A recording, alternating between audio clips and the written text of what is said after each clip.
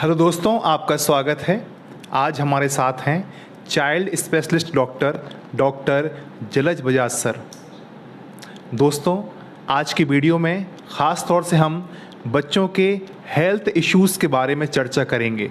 तो आइए हम सर से बात करते हैं। सर, आपका स्वागत है। पहला क्वेश्चन आपसे ये है कि जैसे अभी गर्मी का मौसम चल रहा है, 2 जून है आज, तो इस बदलते मौसम में बच्चों को किस तरह के हेल्थ इश्यूज़ होते हैं, उनकी सावधानियाँ क्या हैं और उपचार क्या हैं? सर जी, बताइए सर। जैसे अभी अपन ने देखा कि बहुत गर्मी रही है, ठीक है। तो गर्मी में ख़ास तौर पे बच्चे उल्टी दस्त वाले बच्चे ज़्यादातर बच्चों को उल्टी दस्त की शिकायत हो रही थी, क्योंकि गर्मी में अब गर्मी ज़्यादा पड़ रही है, बच्चों ने उतना पानी नहीं पिया या बाहर का खाना पीना हो गया, तो शरीर में पानी की कमी भी हो जाती है और आउटसाइड फूड ज़्यादा इन्फेक्टिव, एक तरह से मान लें कि अपन वायरल डायरिया या बैक्टीरियल डायरिया दोनों की चांसेस बढ़ जाते हैं। तो इस मौसम में जब ज़्यादा गर्मी पड़ रही है या अब जैसे हम धीरे धीरे बारिश की तरफ जाएंगे, दोनों में ही हमें ध्यान रखना है कि हमारा खान पान अच्छा रहे, साफ़ सुथरा रहे, अनहाइजीनिक फूड हम ना लें। और ख़ास तौर पे पानी, जैसे गर्मी में वाटर लेवल डाउन होता है, पानी की समस्याएं होती हैं, लोग यहाँ वहाँ से पानी अरेंज करते हैं, तो कई बार वो उतनी प्योरिटी नहीं हो पाती। तो हमारा पानी पीने योग्य हो, साफ़ सुथरा हो। ज़रूरी नहीं है कि हमारे पास और हो या कुछ इस तरह का फैसिलिटी की ज़रूरी नहीं है, लेकिन पानी हमारा साफ़ होना चाहिए। कभी डाउट है तो हम पानी उबाल के उपयोग कर सकते हैं। और बाहर का अनहाइजीनिक खाने से बच्चों को रोकें। और हैंड वॉशिंग बहुत इम्पॉर्टेंट है। सब जगह बच्चे जाते हैं, यहाँ वहाँ टच होता है और उसी हाथ से खाना खा लेते हैं। तो जब मौसम ऐसा होता है कि उल्टी दस्त के ज़्यादा बैक्टीरिया वायरस एनवायरनमेंट में है, तो वो नुकसान पहुंचा सकता है। तो हैंड वॉशिंग बहुत इंपॉर्टेंट है। हमेशा जब भी कुछ भी खा रहे हैं तो बच्चों की आदत रहे कि अच्छे से हैंड वॉशिंग करके ही खाने की चीज़ को हाथ लगाएं। जी सर, आपने अभी फूड के बारे में कहा कि अनहाइजीनिक नहीं खाना चाहिए। जी। आजकल एक ट्रेंड चल गया है, बच्चे जंक फूड बहुत ज़्यादा खा रहे हैं, तो इससे उनके हेल्थ पर क्या इश्यूज़ पड़ सकते हैं? जी। देखिए, पहले तो ये है कि अब जंक फूड ज़्यादातर वो बाहर का बना हुआ खा रहे हैं। तो अब किसने किस तरह से बनाया, उन्होंने कौन सी चीज़ों का उपयोग किया, उसमें साफ़ सफाई का ध्यान रखा कि नहीं, उनकी अपनी हाइजीन प्रैक्टिसेस कैसी हैं, हैंड वॉशिंग कर रहे हैं कि नहीं। तो ये पहली बात तो ये कि वो फूड अनहाइजीनिक हो सकता है। दूसरा ये है कि जंक फूड हमें उतना न्यूट्रिशन प्रोवाइड नहीं करता, मतलब हमें पोषण नहीं मिलता। हमारा बच्चों का पेट तो भर जाता है, लेकिन ज़रूरी जो पोषक तत्व हैं, कार्बोहाइड्रेट, प्रोटीन, कार्ब तो उससे मिलता है, मिनरल्स, विटामिन्स, प्रोटीन, इनकी कमी होती है और बच्चे का पेट भी भर जाता है। तो अब जैसे बच्चा कोई जंक फूड खा के आ गया तो अपना घर का खाना भी नहीं खाया, तो डबल नुकसान कि एक वो खा लिया, वो अनहाइजीनिक भी हो सकता है, उससे हमें पोषण भी नहीं मिला और घर का खाना भी मिस हो गया। तो घर का खाना मिस हो गया, जो हमारा नेचुरल हमें दाल सब्जी फ्रूट्स जो खाने थे वो नहीं खाए, तो उससे भी हमारी इम्यूनिटी कम होगी। तो इस तरह से मेरा मतलब जो चिप्स वगैरह बहुत ज़्यादा खाते जी हैं, हाँ, जो चिप्स, कुरकुरे और पिज़्ज़ा, नूडल्स, मोमोज, आजकल बहुत मार्केट में चीज़ें अवेलेबल हैं। और अब ये नेचुरली वो टेस्टी होती हैं तो बच्चों का अट्रैक्शन रहता है। तो पेरेंट्स को हमेशा बैलेंस बनाने की कोशिश करनी चाहिए। एकदम डिनाई भी नहीं कर सकते, बच्चे ने कुछ भी नहीं खाया तो उसमें भी ध्यान रखना है कि हम कभी खिला रहे हैं बच्चे का मन रखने के लिए तो सही जगह से खाएं, जहाँ साफ़ सुथरा मिल रहा है। कोशिश करें चीज़ें घर पे बना दें ताकि बच्चे का मन भी रख जाए और उसको कुछ अनहाइजीनिक खाना ना जाए। हाँ सर, आजकल एक नया ट्रेंड चला है कि छोटे बच्चों को पेरेंट्स मोबाइल देख के खाना खाते हैं बच्चे। जी। तो वो उनकी हैबिट हो गई, जब तक मोबाइल नहीं देखेंगे खाना नहीं खाएंगे। जी। तो क्या साइकोलॉजिकली जो फूड को डाइजेस्ट करने में इससे कुछ असर पड़ता है क्या? डेफिनेटली, मतलब ये तो साइंटिफिक ही है कि जब हम बड़े भी जब खाना खा रहे हैं तो हमारा ध्यान खाने में होना चाहिए। तो क्योंकि हमारी जो बॉडी के जूसेस सिक्रीशन है, जो हमारे डाइजेस्टिव एंजाइम्स में, हमारा दिमाग उस तरह से काम करता है। अब हमारा दिमाग कहीं और लगा हुआ है और हम खाना मुंह में डालते जा रहे हैं, तो हमारी बॉडी में जो खाने को डाइजेस्ट करने के लिए जो सिक्रीशंस होने चाहिए वो कम हो जाते हैं, क्योंकि दिमाग कहीं और इन्वॉल्व है। खाने में ही इन्वॉल्व रहेगा तो उसको पता है ये जैसे हमने ये चीज़ खाई तो इसको डाइजेशन के लिए क्या ज़रूरी है, वो बॉडी में बनना चालू रहता है। तो और इस तरह के बच्चे ध्यान कहीं और है और एक्स्ट्रा भी खाते जाते हैं, मतलब कुछ भी उनको खिलाओ कम खाते जाते हैं। ओबेसिटी का भी हाँ, इससे एक ओबेसिटी भी कॉमन इसमें प्रॉब्लम आगे देखी जा रही है कि इस तरह के बच्चे फिर ओबीस भी हो रहे हैं। तो खाने का डाइजेशन अच्छा होने के लिए पुराने ज़माने से हमारी बात चली आई कि हम खाने बैठें तो सिर्फ खाने पे ध्यान दें, ताकि हम जो खाएं वो हमारा डाइजेस्ट अच्छे से हो। और फिर मोबाइल से आदत हो गई तो आप समझो कि आपने मोबाइल नहीं चलाया तो बच्चा खाएगा नहीं, फिर आपको बहुत उसकी ज़िद और चीज़ों से जूझना पड़ेगा। तो कोशिश करना चाहिए वो एक आदत चालू ना हो। वो एक शॉर्टकट बन गया है क्योंकि वो एक इजी डिस्ट्रैक्शन है। अब पहले क्या होता था, पहले के ज़माने में भी ऐसा होता था, लेकिन लोग घुमा फिरा के कुछ चिड़िया दिखा रहा है, कुछ नेचर दिखाते थे, नेचुरल चीज़ें दिखा के डाइवर्ट करके खिला लेते थे, लेकिन उसमें उतना डाइवर्जन नहीं होता था। अब मोबाइल में तो पूरी तरह बच्चा वो स्टोरी पे ही चला जाता है ट्रैक हो गया। हाँ बस, और फिर वो आदत लंबी चलती जाती है। और आजकल बड़े भी ऐसा करते हैं। हाँ, बड़ों की भी आदत हो गई, अब सबकी बिजी लाइफ है, घर में टीवी देख के खा रहे हैं। तो अगेन ये बहुत इंपॉर्टेंट आपने बात कही कि बड़े ऐसा करेंगे तो फिर बच्चे को रोकना मुश्किल है, क्योंकि बच्चे बोलने से नहीं सीखते, आपको देख कर सीखते हैं। यदि आप उनको बोल रहे हो कि मोबाइल नहीं देखना और खुद भी मोबाइल देख के खा रहे हैं या टीवी देख के या स्क्रीन के साथ खा रहे हो, तो फिर उनको रोकना मुश्किल हो जाएगा। तो हमें भी वही फॉलो करना पड़ता है जो बच्चों को सिखाना है। सर, बच्चों को कोल्ड कफ अक्सर हो जाता है, तो इससे बच्चे कैसे बचें? सर्दी खांसी आप माने कि छोटे बच्चों को बहुत फ्रीक्वेंट हो सकती है, मतलब 2 साल या 3 साल या अंडर 5 मान लें, तो बच्चे को साल में 4-5 बार भी ऐसा हो सकता है, हर बदलते मौसम में हो सकता है, क्योंकि छोटे बच्चे की इम्यूनिटी कम है। तो अब मौसम बदल रहा है तो फिर अगेन वायरस बैक्टीरिया का प्रभाव बढ़ जाता है। तो कभी भी एक्सपोज़र हुआ बच्चे को, किसी और को है आसपास, तब सर्दी खांसी हो सकती है। 3-4 साल की उम्र में जब बच्चे स्कूल जाना चालू करता है तो हो सकता है कुछ और साथ वाले सहपाठी बच्चों को है तो उनसे हो सकती है। बच्चे की इम्यूनिटी अभी का विकास हो रहा है अभी, तो अब जैसे बच्चों ने आइसक्रीम खा या कुछ ऐसा ठंडा खा लिया जिससे उनको प्रॉब्लम हो सकती है। फिर पोषण का ध्यान नहीं रखा, मतलब खाना नहीं खाया और वह अगेन जंक फूड खा लिया। और गर्मी में सर आइसक्रीम बहुत ज़्यादा खाते हैं बच्चे, इससे भी कोल्ड कफ हो सकता है। हाँ, आइसक्रीम मतलब ठीक है, वो अच्छी लगती है खाने में, तो उसमें वही अगेन ये है कि बचपन है तो हर चीज़ से बिल्कुल मना तो नहीं कर सकते, लेकिन सही जगह से खाएं, थोड़ा एकदम कुछ ब्रांडेड चीज़ें जो रिलायबल हों उनका ही उपयोग करें, और बहुत फ्रिक्वेंट ना खाएं कि रोज़ रोज़ खा रहे हैं। और खाई है तो साथ में घर का पोषण खाना, मतलब आपने बच्चे को जैसे शर्त रख दी कि मतलब आइसक्रीम खिला रहे हैं तो आज आपको उसका अपना मील तो पूरा होना चाहिए, उतनी घर की दाल चावल रोटी सब्जी भी खाइए, फ्रूट भी खाइए, फिर कभी एक आइसक्रीम खा ली तो चल जाता है। अभी आपने सर स्कूल के बारे में कहा, तो मैं स्कूल के बारे में ये पूछना चाहूँगा कि अभी बारिश का मौसम आ रहा है और स्कूल भी खुलने वाले हैं जी, तो इसमें बच्चों का टिफ़िन का मसला रहता है जी। कई पेरेंट्स लोग तो अच्छा टिफ़िन बना के देते हैं, कई जल्दबाजी में वही बाहर का फूड जी, दे जी, देते हैं, हाँ, तो हाँ। और 2-3 घंटे बाद बच्चे खाते हैं, तो इसको थोड़ा कैसे बैलेंस करें? हाँ, अब वैसे ज़्यादातर स्कूल भी आजकल प्रैक्टिस करते हैं कि थोड़ा स्ट्रिक्ट रखते हैं कि बच्चे जंक फूड ना लाएं, टिफ़िन में अलाउ नहीं रहता, तो वो एक अच्छी प्रैक्टिस है स्कूल्स की तरफ से।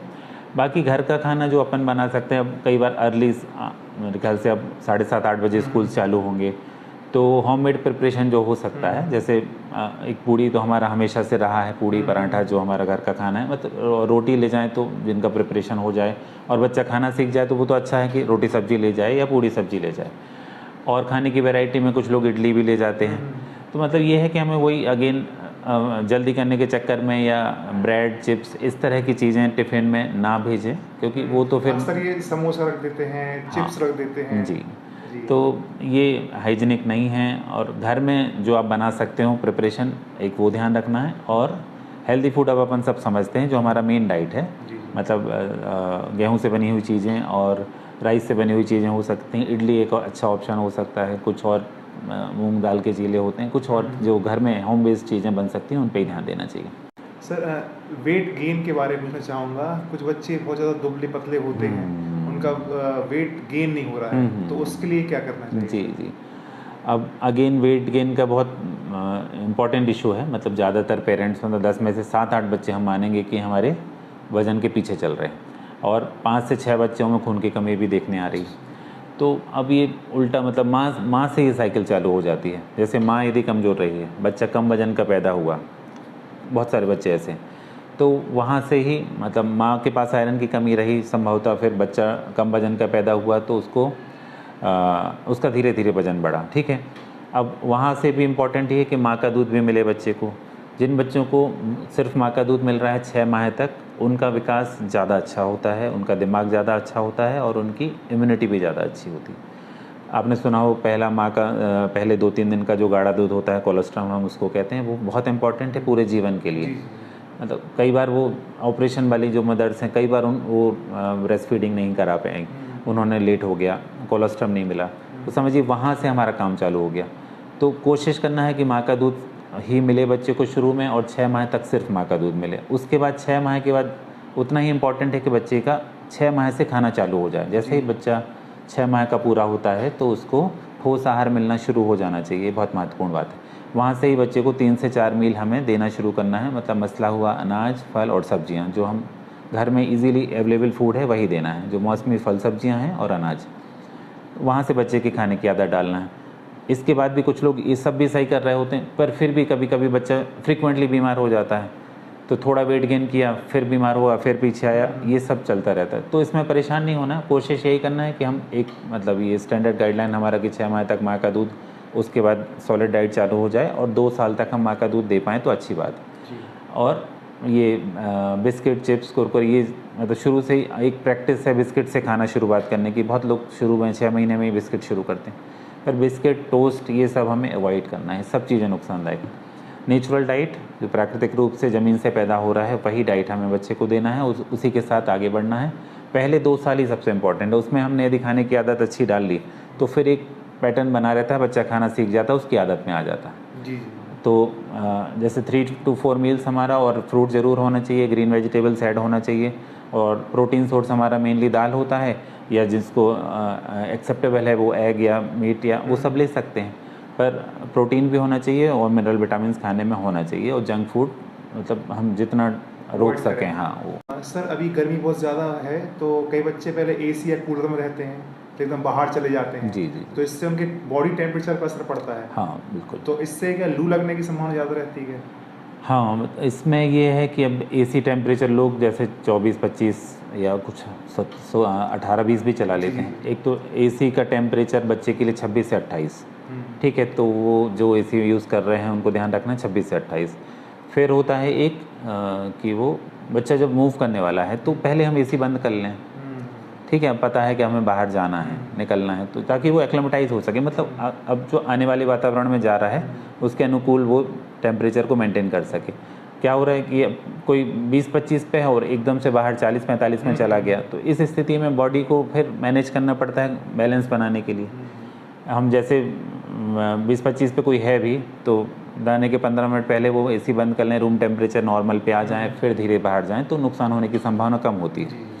और फिर ये भी होता है जो बच्चे ज़्यादा एसी में रह रहे हैं, बिल्कुल ठंडे वातावरण में रह रहे हैं, उनको प्यास भी कम लगती है, तो वाटर इनटेक कम हो जाता है। फिर अचानक से बाहर निकल रहे, दिन भर में भी पानी कम पिया है, तो डिहाइड्रेशन की पॉसिबिलिटी भी हो जाती है, क्योंकि अब बाहर ज़रूरत पड़ेगी, अब यहाँ ज़रूरत नहीं पड़ी, बॉडी में बैकअप भी नहीं है, इतना प्यास नहीं लगी, क्योंकि नॉर्मली एसी में ठंडक में प्यास नहीं लगती, ठीक है। तो इस तरह से वो बॉडी को नुकसान पहुँच सकते हैं। तो आप जैसे भी वातावरण में रह रहे हैं पहले प्लान कर लें कि अब हमें बाहर जाना है तो हम थोड़ा नॉर्मल पे आ जाएं, ताकि एकदम से वेरिएशन ना हो टेम्परेचर का। जी, तो जी सर, मैं अब लास्ट क्वेश्चन करना चाहूँगा आपसे कि पेरेंट्स की भूमिका के बारे में। कई मरतबा कई पेरेंट्स क्या करते हैं कि किसी गंभीर समस्या को बहुत लाइटली ले लेते हैं, जी जी, या किसी सिंपल सी थिंग्स को बहुत हाइपर हो जाते हैं। हाँ, दोनों बात। तो पेरेंट्स का रोल क्या है, कब वो डॉक्टर के पास आएँ? जी जी। और कई मरतबा कुछ घरेलू उपचार भी अपना लेते हैं। हाँ जी, तो ये भी नुकसानदायक होता है। इस पर एक लास्ट आप दे दीजिए। जी जी, स्टेटमेंट। अब इसमें चीज़ें अलग अलग हो सकती हैं कि जैसे किस तरह की बीमारी में हम परेशान हो रहे हैं। जैसे थोड़ी बहुत सर्दी है, हमेशा से अपन मानते हैं कि 2-3 दिन सर्दी निकल जानी चाहिए, तो मान लो 1-2 छींकें आ रही हैं या थोड़ी नोज़ी आ गई, तो हम पहले दिन से दवाई देना शुरू कर दें, या डॉक्टर कुछ लोग बिना सलाह के एंटीबायोटिक तक शुरू कर देते हैं, जबकि एंटीबायोटिक तो हमें बिना सलाह के लेना ही नहीं चाहिए, ठीक है। तो मतलब थोड़ी बहुत सर्दी है, सिर्फ सर्दी है तो ठीक है, वो टेम्परेचर वेरिएशन हुआ होगा, कुछ आप हवा में चले गए तो तुम थोड़ी बहुत नोज़ी आ रही तो हम वेट कर सकते हैं, ठीक है। इसी तरह 1-2 दस्त हो गए, तो अब बेसिक दस्त होता है तो हम ORS वगैरह पिलाते हैं, जो नॉर्मल गाइडलाइन है, ताकि बस पानी की कमी ना हो, इतना ध्यान रखना है, क्योंकि बहुत सारी चीज़ें, सर्दी भी और शुरुआती दस्त भी, ये कई वायरल होते हैं। वायरल चीज़ें 2-4 दिन में रिकवर बॉडी खुद ही कर लेती है। एकदम से हम यदि हायर एंटीबायोटिक्स या बड़े ट्रीटमेंट में जंप करते हैं तो उससे क्या होता है कि अभी तो आपको लगेगा कि जल्दबाजी है, इलाज मिल गया, जल्दी ठीक हो गया, ऐसा फीलिंग आ जाती है, समय उतना ही लगता है लगभग, लेकिन आगे के लिए वो बच्चों में एंटीबायोटिक की के प्रति क्षमता कम होती जाती है, ठीक है। तो आप माने सामान्य चीज़ें छोटे बच्चे में देखें, सर्दी, खांसी, बुखार, उल्टी, दस्त, यही होता है, ठीक है। तो अब उल्टी हुई है तो आपको उल्टी का तो कुछ ट्रीटमेंट देना पड़ेगा, ठीक है। कुछ बुखार हो गया तो हम पैरासीटामोल जैसे सामान्य एक दवाई है वो ले सकते हैं। लेकिन कुछ एक छींकें आ गई हैं, 1-2 खांसी आ रही है, 1-2 बार पॉटी हो गई, तो उसमें हम वेट कर सकते हैं। बस दस्त में ही ध्यान रखना पड़ता है कि पानी की कमी ना हो, तो वो हमारे लिए एक ORS प्रिपरेशन होता है, या फिर नमक शक्कर का घोल घरेलू पेय पदार्थ से जैसे छाछ है, नारियल पानी, इन सब से भी हाइड्रेशन हो जाता है, पानी की कमी नहीं होती है। ठीक है। दूसरा, सर्दी में 2-3 दिन वेट करना चाहिए। नोज़ी आ रही है तो कोई बात नहीं, वो नॉर्मल है, कुछ एक्सपोजर की वजह से हो गया होगा। अब कब डॉक्टर को दिखाना ज़रूरी है? मतलब तेज़ बुखार हो रहा है, लगातार दस्त हो रहे हैं, लगातार उल्टियाँ हो रही हैं, बच्चा कुछ ओरल इनटेक नहीं कर पा रहा है, दूध भी नहीं पी पा रहा है, तब तो डॉक्टरी सलाह लेना ज़रूरी है। मेन इसमें जो अब आजकल हमारी गड़बड़ियाँ ये हैं कि एंटीबायोटिक का यूज़, मतलब बहुत अपने यहाँ एक तो इजीली हर काउंटर से चीज़ें मिल जाती हैं, डॉक्टर प्रिस्क्रिप्शन भी इतना इम्पोर्टेंट नहीं है, सब कुछ लोग ले सकते हैं दवाइयाँ, तो कोई भी अपने हिसाब से ले लेते हैं। एक तो उससे दवाई गलत जाती है, और दवाई के साथ साथ डोज नहीं पता होता सभी को।